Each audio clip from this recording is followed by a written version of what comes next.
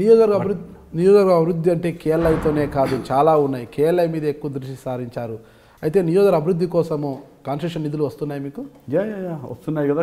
KLI ఇప్పుడు పెన్షన్లు కానివ్వండి, మిగతా విషయాలు, కరెంటు కానివ్వండి, లేదంటే సబ్స్టేషన్లు కానివ్వండి, రోడ్లు కాని, అవన్నీ జరగాలంటే వంశీచంద్రెడ్డి ఎమ్మెల్యే ఉండాల్సిన అవసరం లేదు. నాగరాజన్ ఎమ్మెల్యే ఉన్నా వచ్చే పెన్షన్లు వస్తాయి. మా మిత్రుడు రాజు ఎమ్మెల్యేగా ఉన్నా కానీ జరిగే కార్యక్రమాలు జరుగుతుంటాయి.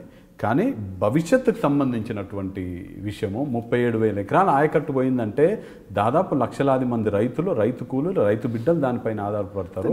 భవిష్యత్తు తరాల వారికి సంబంధించింది అది ప్రాముఖ్యత కలిసినటువంటి. అది కాక అనేకమైనటువంటి కార్యక్రమాలు మా నియోజకవర్గంలో ఉన్నటువంటి ప్రభుత్వ పాఠశాలలని బలోపేతం చేయాలని, ప్రభుత్వ పాఠశాల అంటే గౌరవం పెరిగేటట్టుగా ప్రయత్నం చేయడం జరుగుతుంది.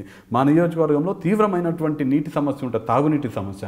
ఎక్కడ తాగునీటి సమస్య ఉన్నా కానీ నేను స్వయంగా వెళ్ళి అక్కడ ఆ సమస్యను పరిష్కరించే ప్రయత్నం చేయడం జరుగుతుంది. అందుబాటులో నియోజకవర్గ ప్రజలకు అందుబాటులో ఉంటూ మాకేదన్నా అయితే మా శాసనసభ్యుడు మాకు అండగా ఉంటాడు, పిలిస్తే పలుకుతాడు, ఎక్కడ అన్యాయం జరిగినా కానీ వస్తాడు, ఏ అవసరం ఉన్నా కానీ మాకు అండగా ఉంటాడనే భావన వచ్చేటట్టుగా నేను నా నియోజకవర్గంలో పనిచేస్తున్నాను. ఏ విధంగా అయితే మాకు అనారోగ్యం జరిగితే, నా గుండె జబ్బు వస్తే మా రాజశేఖర రెడ్డి గారు ఇచ్చినటువంటి ఆరోగ్యశ్రీ మాకు అండగా ఉంటేదా అనే ధైర్యం ఏ విధంగా అయితే రాజశేఖర రెడ్డి గారు ఇచ్చినారో మా నియోజకవర్గ ప్రజలకు ఎప్పుడంటే అప్పుడు మాకు మా శాసనసభ్యుడు అందుబాటులో ఉంటాడు. మాకే ఇబ్బంది ఉన్నా కానీ ఒక్క ఫోన్ కాల్ చేస్తే మా దగ్గరకు వచ్చి మా ఇబ్బంది తీరుస్తాడనే విశ్వాసం నేను నా ప్రజలలో కలిగించగలిగినాను.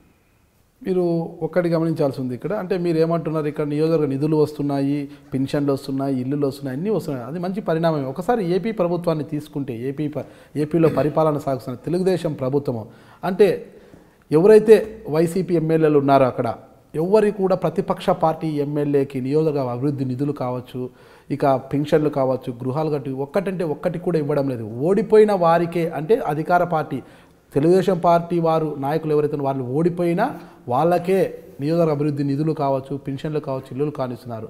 అలాంటి పాలన అక్కడ సాగుతుంటే ఇక్కడ కేసీఆర్ గారు మీ నియోజకవర్గ అభివృద్ధులు నిధులు ఇస్తున్నారు, సంక్షేమ పథకాలు అందిస్తున్నారు, అంటే ఆయన మంచి పాలన సాగిస్తున్నట్లే కదా. ఈ విషయంలో కేసీఆర్ గారిని నిజంగా అప్రిషియేట్ చేయాలి.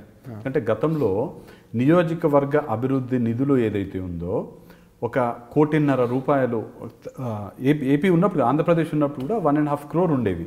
అయితే 75 లక్షలు స్థానిక శాసనసభ్యునికి, 75 లక్షలు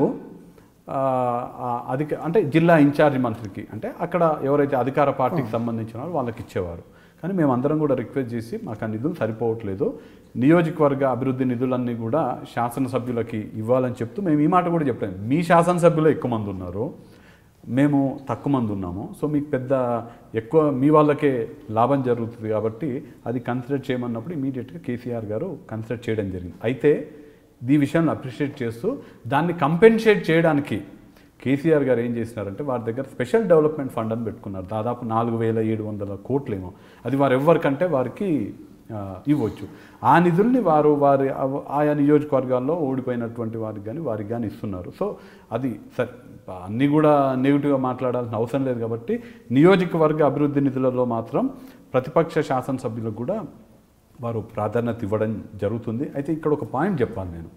కేసీఆర్ గారు కానీ ప్రభుత్వం కానీ అనేక సందర్భాల్లో ఎప్పుడు కూడా ఏం చెప్తారంటే మేము అందరినీ సమానంగా చూస్తున్నాము, ప్రతిపక్షాన్ని అధికార పక్షానికి సంబంధించిన ఎమ్మెల్యేలు అందరినీ కూడా సమానంగా చూస్తున్నాము, ఏ వివక్ష కూడా మేము చూపించట్లేదు అనే మాట చెప్తున్నారు.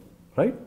కానీ ఎవరెవరైతే కాంగ్రెస్ పార్టీ నుంచి టీఆర్ఎస్ కానీ, టీడీపీ నుంచి టీఆర్ఎస్ కానీ, ఇతర పార్టీ నుంచి టీఆర్ఎస్కి జాయిన్ అయినారో మీరు ఎందుకు పోతున్నారు పార్టీ మారంటే వాళ్ళేం చెప్తున్నారంటే మా నియోజకవర్గ అభివృద్ధి కోసం మేము పోతున్నాము, మా నియోజకవర్గాన్ని ఇంకా అభివృద్ధి పరచుకోవడానికి మేము అధికార పార్టీలోకి పోతున్నాం అనే మాట చెప్పలేదు. రెండు కాంట్రడిక్టరీ కదా. ఒకవేళ నిజంగా కేసీఆర్ గారు అందరినీ సమానంగా చూస్తే నేను పార్టీ ఎందుకు మారాలి, నేను టీఆర్ఎస్కి ఎందుకు పోవాలి? నేను కాంగ్రెస్లో ఉన్నా కానీ నన్ను టీఆర్ఎస్ వాళ్ళతో సమానంగా ప్రభుత్వం చూస్తున్నప్పుడు నేను పార్టీ మారాల్సిన అవసరం లేదు కదా. సో దీనికి మరి ప్రభుత్వమే సమాధానం చెప్పాలి. పార్టీ మారడం వల్ల అధికారం చేతుల్లోకి వస్తుంది, అధికారం చేతుల్లోకి వస్తే అధికారులు అయితేనేమి ఇతర ఎవరైనా కూడా తన మాట వింటారు, వర్కులు వస్తాయి, అన్నీ వస్తాయి, 2 రూపాయలు వెనకేసుకోవచ్చు అన్న అభిప్రాయం ప్రతి ఒక్కరిలో కూడా ఉంటుంది కదా. అభిప్రాయంతో ఎందుకు వెళ్ళడం లేదనుకుంటున్నారు? అంటే పార్టీ మారితేనే అవన్నీ వస్తాయని అనుకుంటున్నారంటే కేసీఆర్ గారు ప్రభుత్వం వివక్ష చూపిస్తున్నారు. అధికారులు టీఆర్ఎస్ మీరన్నదే అధికారులు టీఆర్ఎస్ పార్టీలో జాయిన్ అయితేనే పనులు చేస్తారు అని అంటే కాంగ్రెస్ పార్టీలో ఉన్న వారు చేయరని అర్థం కదా. నమస్తే, this is Challa Vamsichandra Reddy, legislator from Kalwakurthy assembly constituency, Telangana state. Please do watch my live interview with Mr. Nagaraju only on iDream News. Thank you.